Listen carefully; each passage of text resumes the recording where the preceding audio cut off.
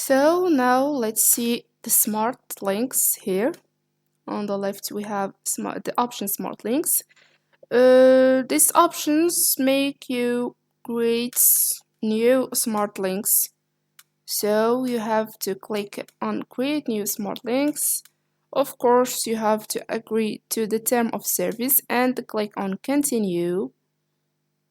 And here you can create your new smart link.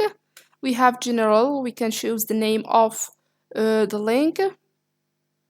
For example, I will type just new link. Presentation, we can choose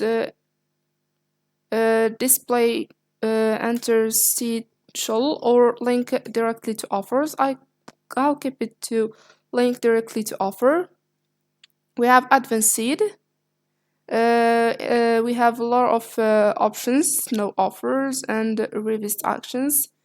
For example, for the revised action, I will choose redirect to URL. You can choose anything you want here.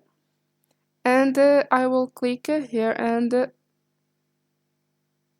put the link I want, the URL I want. For the offers, when I click to no offers available and I choose what I want, when I finish, I just save, click on save, and then here is the new link. When you tap on link,